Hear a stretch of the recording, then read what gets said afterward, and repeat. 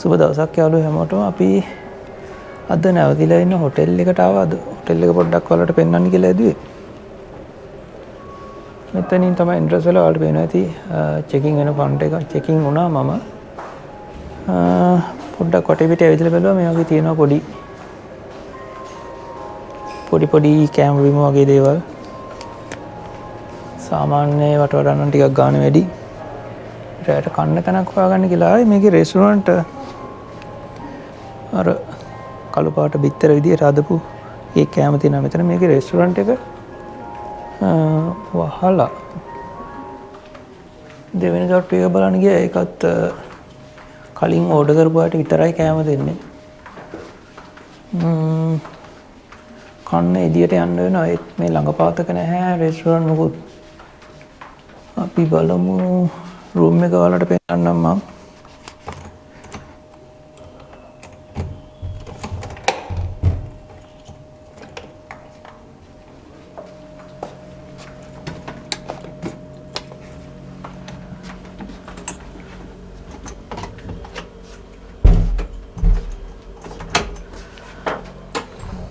මේගේ බොහොම පොඩි රූම් එකක් තමයි තියෙන්නේ. මේ සාමාන්‍යයෙන් ඇතුළේදී අපිට දාගන්න මේ වගේ මොකක්ද කියන්නේ ස්ලිපර්ස් දෙකක් තියෙනවා. සපත්තු වල එක දාගෙන තමයි රූම් එකට ඇතුල් වෙන්න තියෙන්නේ. රූම් එක ඇතුලේ කවුද ඉන්නව? මට පරණ රූම් එකක් දීලා තියෙන්නේ. ඉකේ තියෙනවා මොනවද?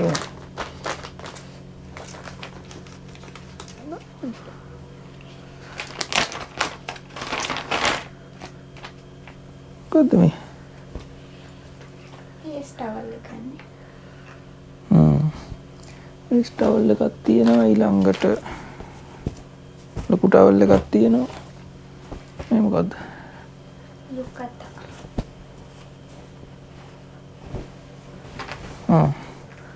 යුක්කතා එකක් තියෙනවා. මේක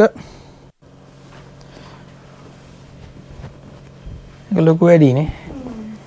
අපි මේක තියලා ස්මෝල් දෙකක් අරන් යමු. මේක මීඩියම් නේ. අපිට මතන ඉස්සරහා තියලා තිබුණා මේක දාලා අපිට කැමති සයිස් එකක් ගන්න පුළුවන් කියලා. මේක පස්සේ ගමුකෝ.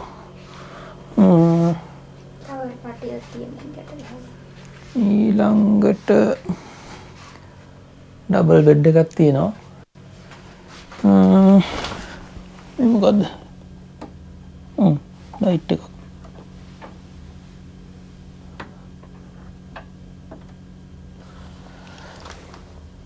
ෆුට් ලයිට් තියෙනවා. Foot light.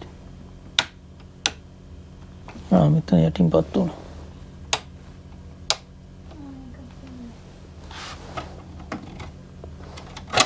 ළඟට තියෙනවා අපිට ටෝච් එකක්.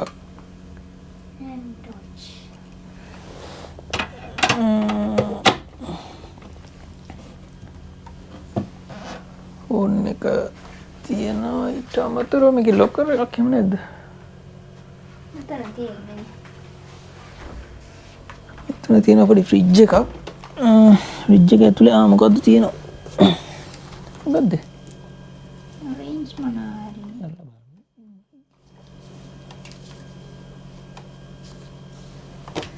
තව දෙකක් තියෙනවා දෙන්නට.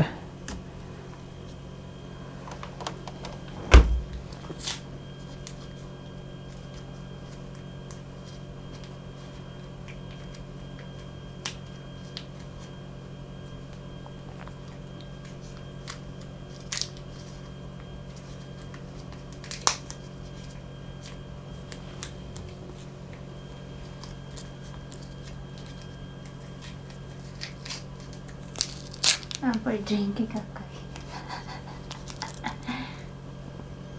මේ වගේ මොකද්ද වන්ද?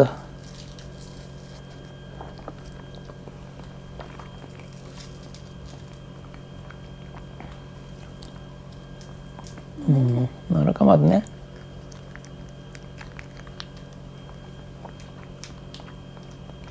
ජෙලි වගේ කන්න. ඔගේ යට පැත්තෙන් කඩන්න දෙන්නේ.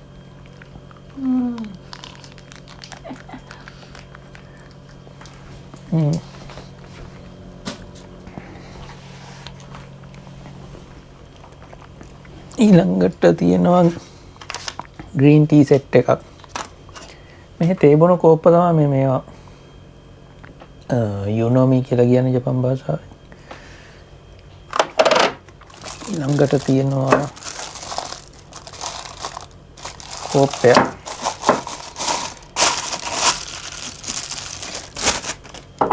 ඉදුරු වතුර උණු කරන එකක් තියෙනවා.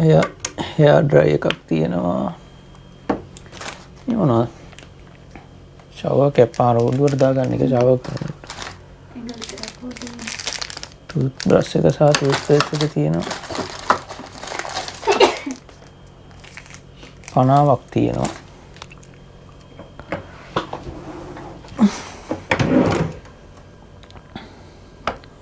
මේ පොඩ්ඩක් මේ පළාත ගැන සහ හොටෙල් එකේ විස්තර නම් මම ওই ප්‍රොමෝෂන් වලට දාපුවා තියෙනවා.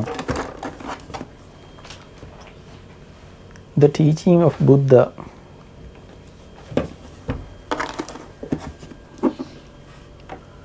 බුදුරජාණන් වහන්සේගේ ඉගැන්වීම ගැන ජපන් භාෂාවේ ලියවෙච්ච පොතක් තියෙනවා. ජපන් සහ ඉංග්‍රීසි දෙකෙන්ම තියෙනවා මේකේ.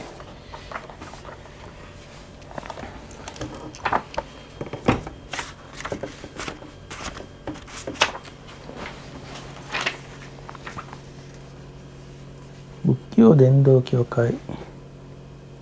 Society for Promotion of Buddhism. බුද්ධාගම ප්‍රවර්ධනය කිරීමේ සංගමය කියලා එකකින් තමයි මේවා තියලා තියෙන්නේ.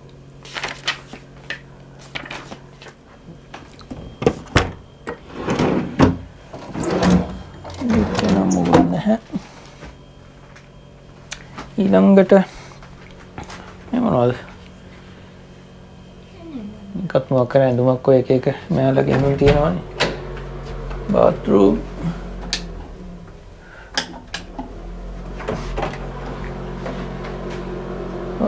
bathroom එක ටිකක් පරණ එකක් නේ.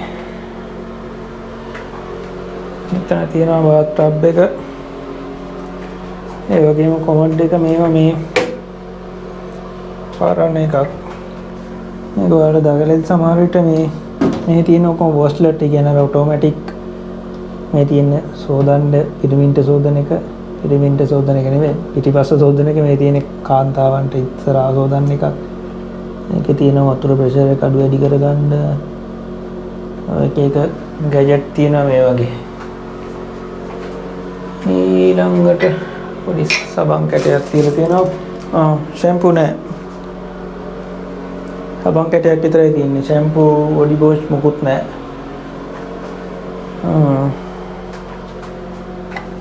මේ ලාභෙටම ගත්ත හොටෙල් එකක් ඉන්නද ෂැම්පූ මොකුත් නෑ ඒකේ. ෂැම්පූවත් බොඩි වොෂ්වත් මොනවත් නෑ. චූටි සබන් කැටයක් විතරයි තියලා තියෙන්නේ. මේකේ ගාන කීයද දැම්මේ අපි?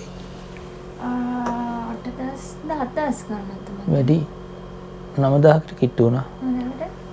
9000 කියලා කියන්නේ රුපියල් වලින් ගත්තොත් දැන් නම් දෙකෙන් වැඩි කරන්න විතරයි තියෙන්නේ. මේ 18000ක් විතර එක නයිට් එකකට එක රැයකට. මේ අතරම අපි අතින් සල්ලි ගාලා ඉන්න පළවෙනි පාර. මෙතන තියෙන ලස්සන චිත්‍රයක්. ෆූජි කන්ද සහ කෝච්චියක්. කලින් වගේම තමයි තාමත් දැන් නම් ටිකක් වැස්ස අඩු වෙලා.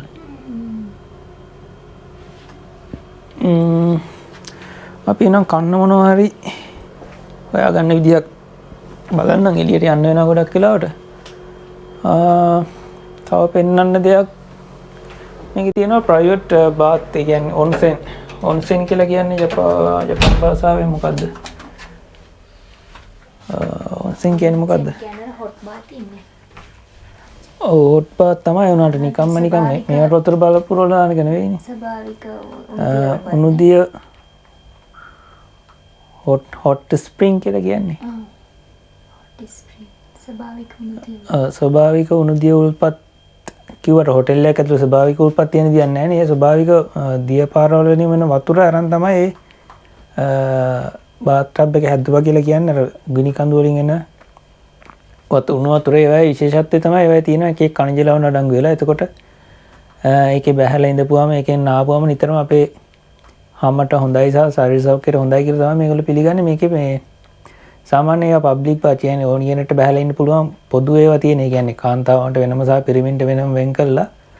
විශේෂත්වය තමයි ඒවා නිර්වත් වලින් කියන්නේ කෙලින් බඳුන් අඳින්න නැතුව මේකේ තියෙනවා ප්‍රයිවට්. ඒ කියන්නේ කාන්තා පිරිමි භේදයක් නෑ. කැමති නම් පවුලේ කට්ටිය එකට උනත් ගිහිල්ලා බැහැලා ඉන්න පුළුවන් විදිහ එකක් බලමු. පස්සේ පුළුවන් වුණොත් වීඩියෝ එකක් කරන්නම්. එහෙනම් ආයෙ වීඩියෝ එකකින් හම්බ වෙමු. කලින් මම ඔයාලට කිව්වා ජපානයේ තියෙන ඔන්සෙන් එකක් එහෙම නැත්නම් උණු වතුර නාන තැනක් මොන වගේද කියලා පෙන්වන්නම් කියලා. මම ඇවිල්ලා ඉන්නේ එළිය ගන්න විදිහ නැහැ. එළිය තව කට්ටිය ඉන්න නිසා මේවා වර්ග දෙකක් තියෙන. එකක් පබ්ලික් බාත්. ඒ කියන්නේ ගෑනු කට්ටිය වෙන වෙනම පිරිමි කට්ටිය වෙන වෙනම ලොකු ස්විමින් pool එකකට වගේ බැහැලා ඉන්න එකක් තියෙනවා. ඊට අමතරව මේ වගේ හොටෙල් වල තියෙනවා ප්‍රයිවට්. ඒ කියන්නේ කපල්ස් වලට එහෙම නැත්නම් ෆැමිලිස් වලට එන්න එකට බහින්න පුළුවන්. ස්ත්‍රී පුරුෂ ભેදයක් නැතුව එකට ඇවිල්ලා බහලා නාන්න පුළුවන් ඔන්සෙන් තියෙනවා. ඒකට තමයි මම දැන් මේ ඇවිල්ලා ඉන්නේ.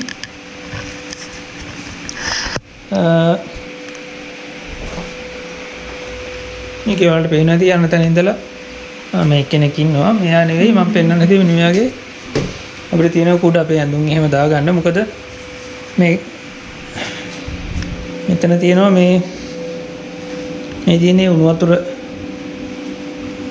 වතුර ලිඳක් කියලා අපි කියමුකෝ. මේ වගේ එකක්. මේකට බහින්න කලින් හැමෝම අනිවාර්යයෙන් මෙතනින් වාඩි වෙලා ෂවර් එකක් තියෙනවා. ඇඟ හොදාගෙන නාගෙන තමයි මේකට බහින්නේ. මොකද නැත්තම් ඊළඟ කෙනාට බහින්න වෙන්නේ නැති නිසා.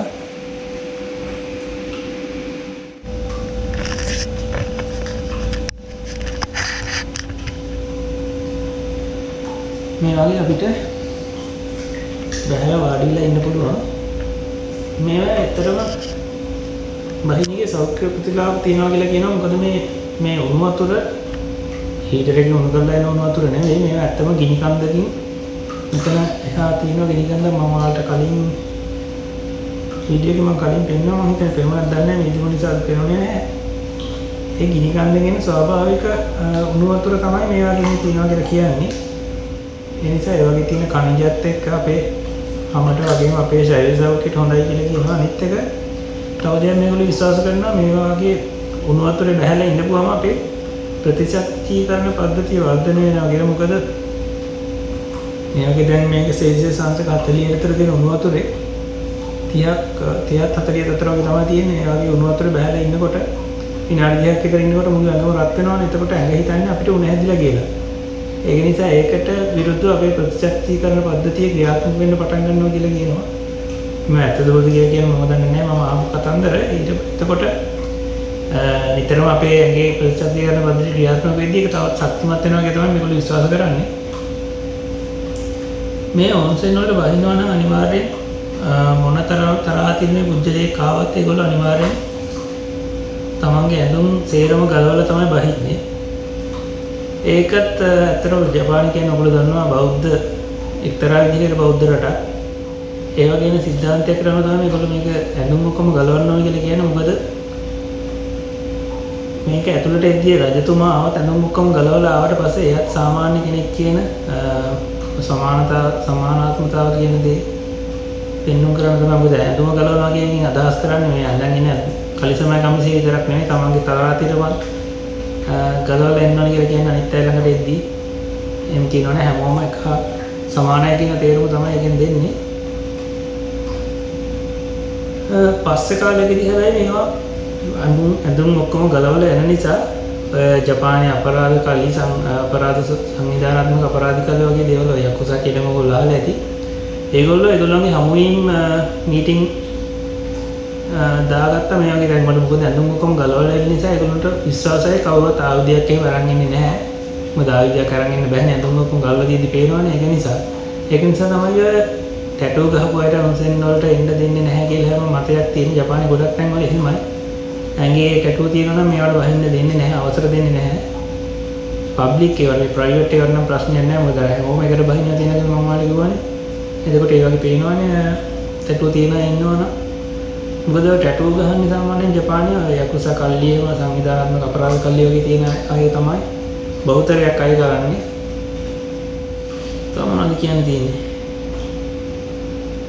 මුකුත් මතක් වෙන්නේ දැන් මේක රස්නිය සෙසිස් 40 විතර රස්නිය අපිට මේ පුරුදු නැති නිසා අපි එනම් ඊළඟ වීඩියෝ එකකින් හම්බ වෙමු හෙට. අද පෙන්නන්න බැරුණ දෙක හෙට පෙන්නන්න පුළුවන් කියලා හිතනවා. දැන් නම් ටිකක් වැස්ස අඩු වෙලා තියෙන නිසා.